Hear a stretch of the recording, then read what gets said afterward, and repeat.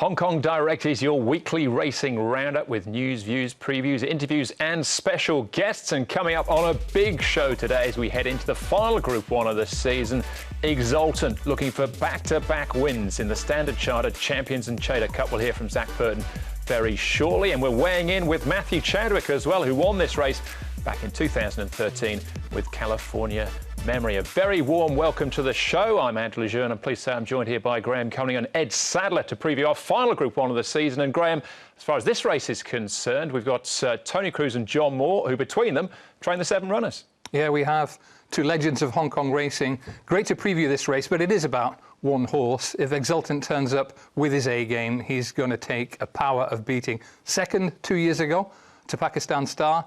Last year, he was an emphatic winner, and if he brings a peak performance, it'll be the same again on Sunday.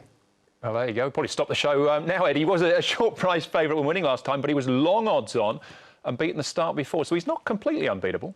No, he's not. I think it was just the tactics beat him a couple of starts ago, Andrew, when he was beaten in the Gold Cup by Time Warp, but Zac Purton made amends last time out on the horse. He didn't want to get too far behind Time Warp. He got up to him with 1,300 metres left to go, and although he might have been getting a little bit tired over the concluding stages of the race, he was far too good. He's our dominant middle distance to staying horse here in Hong Kong, and it is really hard to see him being beaten on Sunday.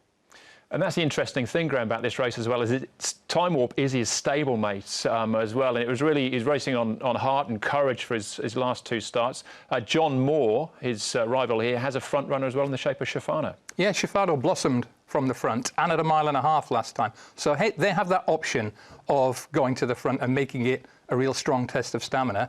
But as we know from plenty of big races in the past, that suits Exultant down to the ground. Likewise, a yielding track. It was good to yielding when he won this race, beating Rise High 12 months ago. There's plenty of rain about. Conditions should be absolutely perfect for Exultant. And the key question is, did the effort he put in to challenge Time Warp, subdue him, and then hold Furore last time, has that left any sort of mark? That is the one only small question mark against Exultant's chance this weekend. All right, and Ed, without giving the game away, hopefully we'll hear from John Moore a little bit later on. The rain will certainly suit maybe 1 or 2 of his runners as well. Definitely, with former European horses in the race here, like Helene Charisma and Savvy 9, it will definitely suit their hopes in the race. And even an older horse like Eagle Way, he pulled up as Aurora last time out. We know he's got that wind issue, but if he ran up to his QE2 Cup performance, he'd definitely be some sort of chance.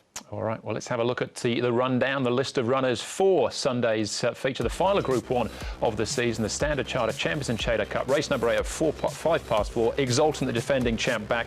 Furore runner up to him last time out. Time Warp beat Exultant 2 starts back. And then the 4 John Moore runners, Eagle Way, Shafano, Helene Charisma and Savvy 9.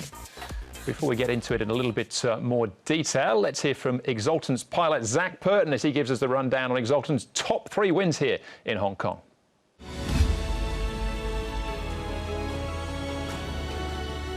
Early on, he was a fierce-going horse in his races. He'd get his head up.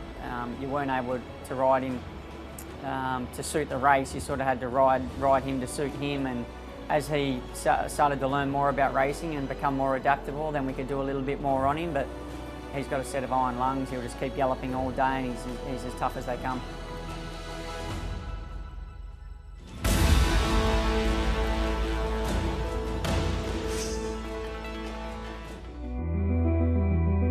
When they backed the speed off like they did, I felt like I didn't have much option because he started to get his head up and resent the pace of the race a little bit. So I decided then it was time to roll forward and start taking the race into my own hands. Some moves from the back, some jockeys not happy with the tempo and their position, and Zac Purton's the first to go on Exultant, and he revs things up now at the 750. I was fairly comfortable with the run I made on him. He come into the straight and I thought he had plenty left to give me, and I wasn't worried about him stopping at all that day.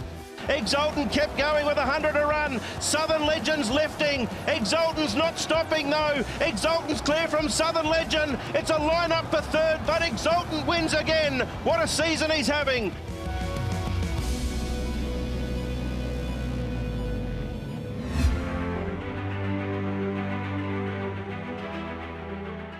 It was disappointing with the way Time Warp was able just to dictate the race before.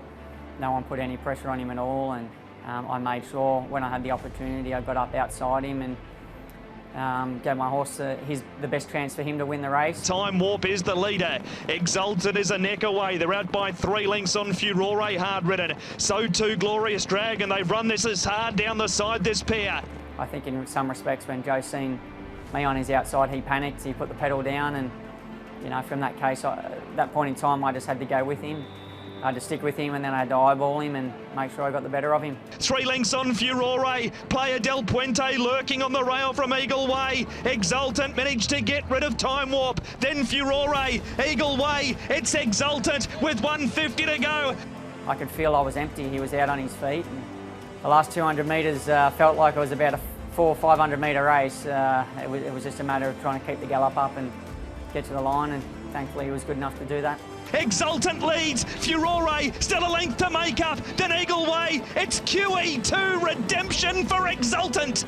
I'd run second and third in it a number of times without winning it, so to finally get it, it was a sense of relief and it's something that I was able to enjoy.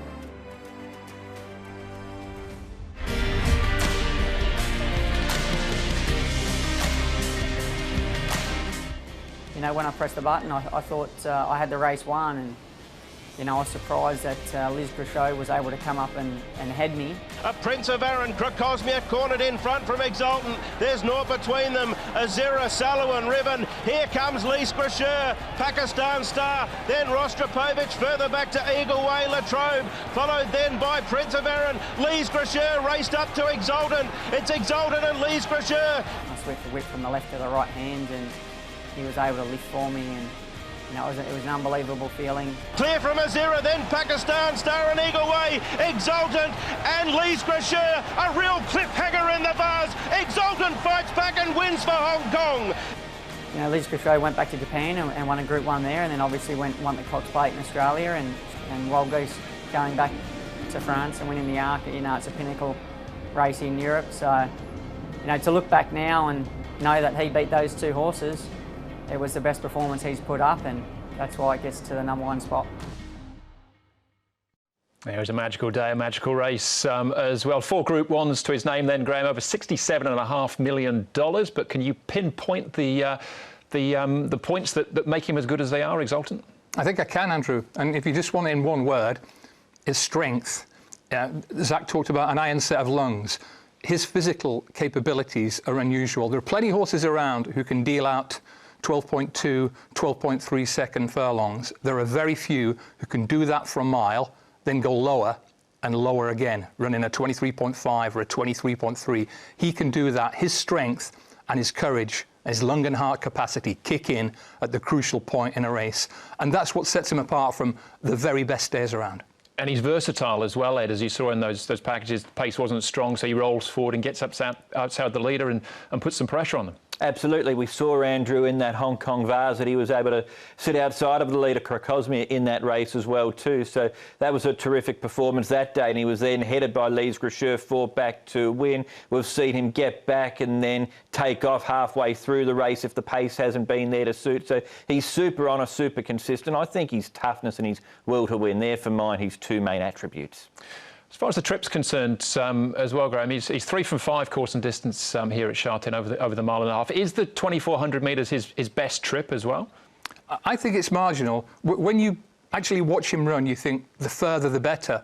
But as Edward touched on, he's got a big win over 1,800 metres, and he can put in some pretty smart splits within that. So unlike some of the other top horses in Hong Kong, his is a wide range of distances from 1,800 through to 2,400. But yes, to answer your question in a nutshell, 2,400 this weekend with even fractions and some give in the ground. To me, if the real Exultant is on show, it amounts to him being able to put on a really impressive show, and perhaps a show that belatedly, but deservedly, puts him in the Horse of the Year conversation. Absolutely. Beauty Generation and Golden 60, I think Exultant deserves to be mentioned in those sort of terms as well, Ed. Tactically speaking, how does it work this weekend for Exultant and Zac?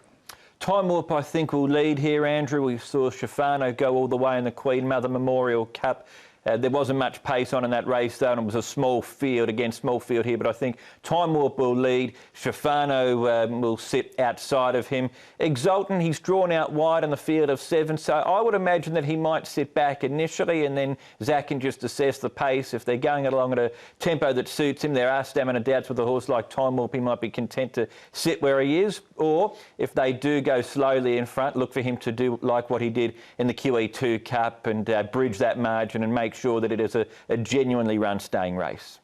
All right, well, we'll talk about the other runners in a bit more detail in part 2. Hopefully catch up with John Moore as well, and Matthew Chadwick. We'll be weighing in with him. We head off to a break, though. Let's look back on some of the great races and the great winners as well in the Standard Chartered Champions and Chater Cup.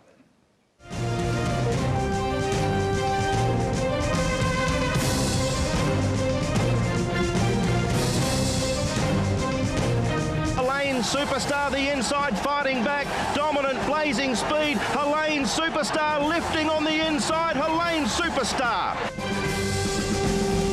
Blazing speed, Werther, Victory Magic, what a struggle. Blazing speed, Werther, Victory Magic, magnificent finish. Werther, the horse of the year, is roaring away with the Champions and Chater from Blazing Speed and Eagle Way. How sweet it is, Werther. Pakistan Star given a taste of the persuader with 100 to go. Pakistan Star, he is the shining light of Hong Kong racing, and he takes a second Group 1. Exultant's got a fight on his ham. He starts to edge clear from Pakistan Star. Dark Dream and Rise High. The Vase, the Gold Cup, and now the Champions and Chater.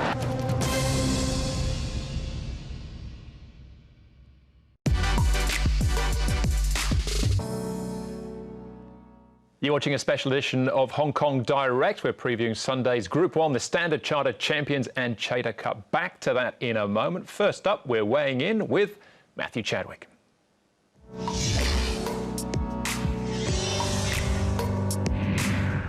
Hello, I'm Matthew Chadwick. I'm a local jockey in Hong Kong.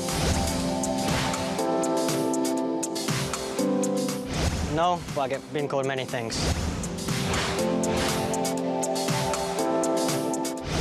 At the past, must be California. At the minute, Schifano.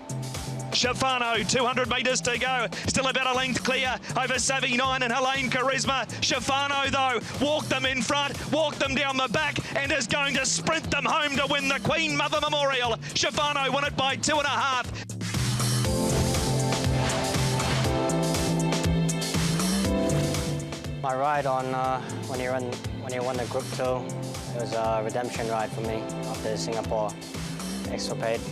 So that'll be my best memory. Irian and California Memory flashing home. California Memory drives at Zidane, and California Memory, last year's Cup winner, scores a last stride victory.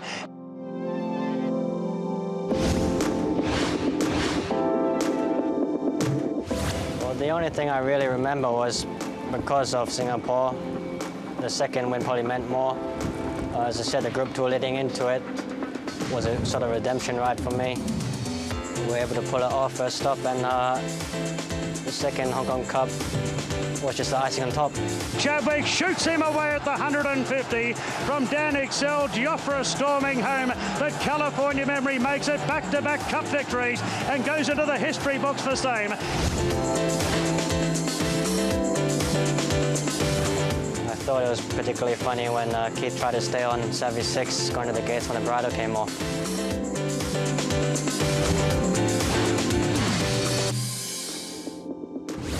Well, I'm not too sure, but at the minute probably I'd like to try to be Joe's or Zac's agent. I support Liverpool, LFC, from the EPL.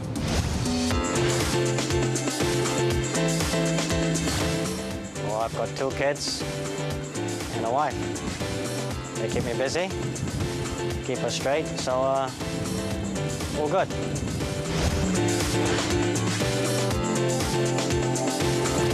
Well, recently I tried to stand by something that I read, which was credibility is trust and trust is honesty.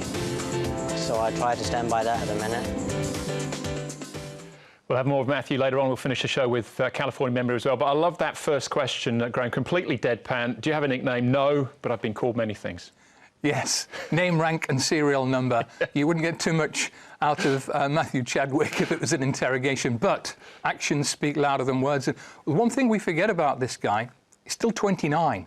He came on the scene like a meteor very early, and there was a lull, but he's worked hard to establish more contacts now. He's still trying to improve, and look at the facts. He's 29 years of age. He's got the thick end of 400 winners in Hong Kong, for the thick end of $450 million prize money. Mr. Chadwick is going all right, thanks very much. He certainly is. And Ed, those stats make him the third most successful jockey still riding here in Hong Kong at the moment, behind Zac Purton and Joe Moreira.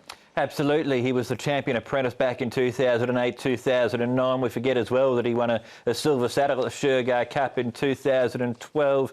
This is a race he's won before, the Champions and Trader Cup. He's not without a hope, I think, Andrew, on Shafano. 9 rides on Sunday as well, including an interesting one in Tinkerbell. We don't have many 2-year-old fillies running around in Hong Kong. We don't know. She'll be going around in the first race. So that's probably a nice segue, Graham, back to the Champions Trader Cup.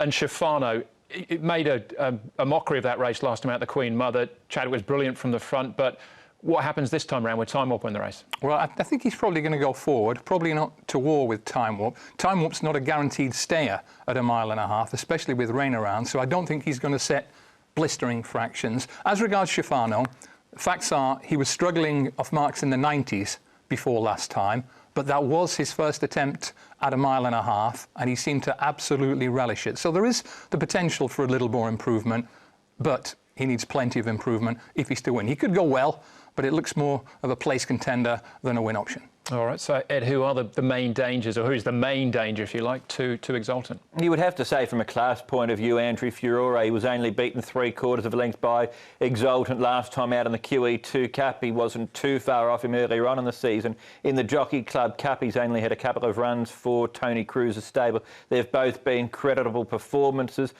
I'm not 100% sure yet if he does run out 2,400 metres, but from a class point of view, he's a Derby winner. He's the main threat. All right, well, John Moore's got 4 in the race. We caught him up at track work, caught up with him at track work this week and asked who was the best of his quartet. Helene Charisma, which we all know will definitely enjoy a cut in the ground, and Savvy 9. I can't see any reason why he won't enjoy it. I think they'll think they're back at Longchamp or somewhere like that, enjoying just a nice cushion in the track. So I think the betting public would have look more towards the Savvy 9 and maybe Helene Charisma, because, you know, with Time Walk there, Shafano mightn't get his own way in front. And even though he's drawn outside Time Walk this time, there could be a little bit of a, what's the word I should use? A little bit of muddling pace earlier on when things sort themselves out, and who will actually get to the front, and how it will affect those in behind. So from my point of view, if you're going to ask me the better chances in there, I would have to say, if the pace is genuine, Savvy 9 and Helene Charisma would probably be my stable picks. Well, there you go. Helene Charisma then for John. And as you said earlier on the show, Graham, it has been wet this week. I don't think it's going to be a heavy track by any stretch of the imagination, but any rain would help Helene Charisma. Yeah, well, leave them wanting more is always a great motto. John Moore has the chance to win his final Group 1. He must have won pushing 100 Group 1s in his career. But the timing of this one would be tremendous. He knows he's got a mighty horse to beat in Exultant, but he has several legitimate chances, and it seems that he favours the horses who will act if there's plenty of rain around. Helene Charisma has been a Group 1 horse in the past. He is a bit of a trickster, there's no doubt about it, but he might just let down a little better if there's rain around. All right, Eagle Way was very disappointing, that Queen Mother, Ed, but was carrying the big weight, so back on off levels, could he get involved? For sure. He would need to improve off that last run, as you mentioned, but back to level weights, and if he was to reproduce what he was able to do a couple of starts ago in the QE2 Cup, this is a race where he's run well in the past as well. Eagle Way, 2,400 metres suits him. He was a Group 1 winner over this trip in Australia prior to coming over here. So health-wise, if he's all okay, sort of freshen up at Chung Fa since last time out, he's definitely some rough hope in the race. All right, with John Moore and Tony Cruz on 6 winners apiece in the Champions and Cheddar Cup so far. There's bragging rights on offer here, Graham. Who wins this one? I'm hoping Exultant wins it, and wins it like the best middle distance stayer in Hong Kong. Provided that last duel with Time Warp hasn't left a mark, I think he'll win and win well. Furore is the obvious contender for second. I'm not completely convinced about 2,400 metres, and I do think Schifano deserves respect. He didn't look a top quality horse until last time. He may well have been flattered last time, but the trip could be the key to him. So I'm hoping for Exultant, Furore, and perhaps Schifano in that order. All right. Is it an upset, Ed? No, I think it's fairly cut and dry, to be honest with you, Andrew. I agree very much with the way that Graham's analysed the race. Exultant's clearly the one to beat. He's head and shoulders above the rest of these horses in the race. Furore, from a class point of view, the main danger. And Schifano, we know he'll run the trip and he's in good form. So they're the top 3, certainly, for mine. All right, there you go. Clean sweep for Exultant then in this week's Group 1, which is one of 11 races on the programme at Sha Tin, and starts a triple header at Sha Tin as well. We've also got the Sha Tin Vase. That comes up as race number 4, 1,200-metre Group 3 sprint there, featuring the likes of Hot King Prawn and Thanks Forever. Back to Sha Tin for a dirt meeting next Wednesday night, and the Lion Rock Trophy next Sunday as well. So a big week ahead of us, a big day on Sunday, guys. There's a few storylines here, Graham, with the John Moore's final of Group 1 and Tony Cruz looking for that 7th win as well. Exultant trying to go back-to-back. Yeah, it's going to be a terrific day. I'm a huge fan of Exultant. I wish we'd have had a chance to see him go abroad and show his talents. Edward touched on when he beat L'Escrocière, not too many horses have beaten her in the last year or two. So we have a genuine top quality mile-and-a-half horse on deck in the Champions and Cheddar Cup, a race with a rich history. Exultant to join the dual winners. Yeah, and maybe put his hat in the ring for the Horse of the Year honours as well, Ed. Certainly, main dangers, as you say, would be Golden 60. He's had a perfect season. Beauty Generation, he's probably unlucky not to be a Horse of the Year, just the timing that he's come around at Exultant. But he's a top-class horse. It'll be great to see him on Sunday. All right, we enjoy the action on the weekend, guys. That's the show. Thanks for watching. I'm going to leave you this week with California Memory back in 2013, sprinting to glory under Matthew Chadwick. Enjoy this. We'll see you again on Sunday. It'll be all the action from Sha Tin direct to you. Dominant. He gets going now. California Memory back towards the inside. Liberated in front, but not for long. Dominant makes his move. So does California Memory on the inside. They've beaten off Irian. Then Willie Casals and Autumn Gold down the outside, but California Memory has beaten off Dominant. Willie Casals is rocketing home, but California Memory, he's getting tired, but he'll win his first race over 2,400.